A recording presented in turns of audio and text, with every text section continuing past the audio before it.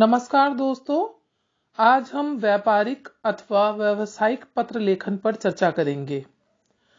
पत्र लिखना अपने आप में एक कला है। यह प्राचीन समय से चली आ रही है। व्यापारिक जगत में मौखिक शब्दों की अपेक्षा लिखित शब्दों का अधिक महत्व है, क्योंकि व्यापारिक क्षेत्रों में पत्र अपना अलग ही महत्वपूर्ण स्थान रखते हैं। इस क्षेत्र में पत्र लिखने की अपनी ही एक कला होती है। ऐसे पत्र बड़े ही सूझबूझ के साथ लिखे जाते हैं। इस सूझबूझ के बिना हम अपनी समस्या और कार्य सही रूप में नहीं करवा सकते। अब हम व्यापारिक पत्र लेखन के विभिन्न सोपान या चरणों पर चर्चा करेंगे। नंबर 1, प्रेषक अर्थात सेंडर का नाम व पता। व्यापारिक पत्रों में सबसे ऊपर प्रेषक का नाम व पता लिखा होता है, जिससे पत्र पाने वाले को पत्र दिखते ही पता चल जाता है कि पत्र किसने भेजा है तथा कहां से आया है। प्रेषक का नाम व पता ऊपर दाएं कोने में लिखा जाता है। साथ में फोन नंबर, फैक्स नंबर तथा ईमेल इत्यादि लिखा जाता है। नंबर 2, पत्र पाने वाले अर्थात रिसीवर का नाम व पता। पत्र में बाईं ओर पत्र प्राप्त करने वाले का नाम व पता लिखा जाता है तथा कभी-कभी उसका केवल नाम या पदनाम या दोनों भी दिए जाते हैं, जैसे नाम, पदनाम, कार्यालय का नाम, स्थान, जिला, शहर व पिन कोड आदि। नंबर 3, विषय संकेत अर्थात सब्जेक्ट। व्यापारिक पत्रों में आवश्यक है कि पत्र पाने वाले के नाम व पते के बाद बाईं ओर जिस विषय में पत्र लिखा गया हो, उस विषय को संक्षेप में लिखा गया हो, ताकि जिससे पत्र को देखते ही पता चल जाए कि पत्र किस विषय में है और उसे आगे की कार्यवाही के लिए उससे संबंधित अधिकारी के पास भेजा जा सके। नंबर 4, संबोधन। पत्र भेजने वाला सबसे पहले पत्र पाने वाले के लिए आवश्यकता के अनुरूप विभिन्न प्रकार के संबोधन सूचक शब्दों का प्रयोग करता है, जैसे आदरणीय, माननीय, प्रिय महोदय, महामहिम, मान्यवर इत्यादि। नंबर 5, पत्र की प्रमुख सामग्री अर्थात बॉडी ऑफ लेटर। संबोधन के बाद हम पत्र के मूल विषय पर आते हैं। यह नए पैराग्राफ से शुरू किया जाता है। यदि व्यापारिक पत्रों में किसी विषय पर पहले पत्राचार हो चुका हो या हो रहा हो, तो उसके विषय में सबसे पहले संकेत दिया जाना चाहिए, जैसे उपयुक्त विषय पर कृपया दिनांक, नंबर और पत्र संख्या देखें। कोई भी नया तथ्य, नया तर्क, नई मांग तथा नया स्पष्टीकरण अलग से अनुच्छेद से ही शुरू करना चाहिए, आपस में मिलाना नहीं चाहिए। नंबर 6, अभिव्यक्ति शैली अर्थात लैंग्वेज। हमारे पत्र लिखने की शैली स्पष्ट होनी चाहिए। इसकी भाषा सरल, स्पष्ट व सहज होनी चाहिए। पत्र पूरी तरह से स्पष्ट होना चाहिए, जिससे प्राप्त करने वाले के मन में संदेह न रहे। अगर ये सब बातें पत्र में नहीं होंगी तो पत्र प्राप्त करने वाला पत्र पढ़कर संतुष्ट नहीं हो पाएगा।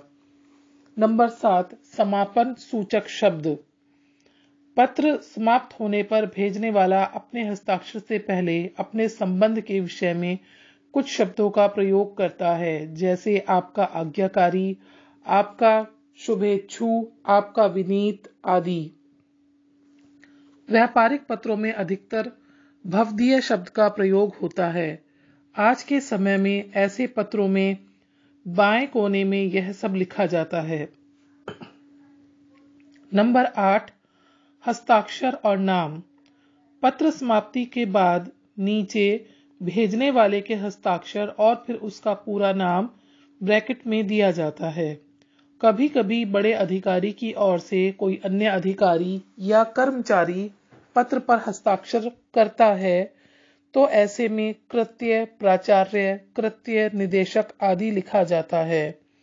नंबर 9, संलग्न अर्थात अटैचमेंट। मूल पत्र के साथ साथ कभी कभी जरूरी कागजात भी भेजने पड़ते हैं, उन्हें ही पत्र में संलग्न कहते हैं। संलग्न भवदीय शब्द के ठीक बाईं ओर लिखा जाता है। यहाँ पर संलग्न पत्र शीर्षक लिखकर सब पत्रों या कागजों का विवरण संकेत के रूप में लिखा जाता है। नंबर 10, पुनश्च अर्थात रिमाइंडर। पुनश्च शब्द का अर्थ होता है एक बार पुनः। कभी कभी पत्र लिखते समय कोई महत्वपूर्ण बात छूट जाती है, पत्र पूरा टाइप होकर आ जाता है, तब जो बात छूट गई है उसको लिखने के लिए समापन सूचक शब्द, हस्ताक्षर, संलग्न आदि लिखने के बाद अंत में सबसे नीचे पुनश्च शीर्षक देकर छूटा हुआ अंश लिख दिया जाता है। फिर एक बार अपने हस्ताक्षर कर दिए जाते हैं। आइए अब हम व्यावसायिक या व्यापारिक पत्रों की अन्य विशेषताओं पर चर्चा करते हैं। नंबर 1, स्पष्टता। पत्र का प्रत्येक भाग इतना स्पष्ट तथा सुनिश्चित होना चाहिए कि विश्व का सर्वाधिक मंद व्यक्ति भी उसका कोई गलत अर्थ ना लगा सके तथा उसे समझने के लिए पत्र को दोबारा ना पढ़ना पड़े। अतः पत्र में छोटे छोटे वाक्यांशों और शब्दों का प्रयोग करना चाहिए। परिचित शब्दों का प्रयोग करते हुए दो मानी शब्दों के प्रयोग से बचना चाहिए। नंबर 2, शुद्धता व सरलता। पत्र की भाषा भ्रम पैदा करने वाली नहीं होनी चाहिए। सभी तथ्य तथा आंकड़े सही होने चाहिए। पत्र में मिथ्या बातों के लिए कोई स्थान नहीं होना चाहिए, क्योंकि यह सामने वाले व्यक्ति के विश्वास जीतने का तथा उसको कायम रखने के लिए आवश्यक है। नंबर 3, नम्रता। व्यावसायिक पत्र की भाषा जितनी नम्र होगी उतना ही पाठक पर अनुकूल प्रभाव पड़ेगा। नम्रता से ही सब कुछ प्राप्त होता है, किंतु खर्च कुछ भी नहीं होता।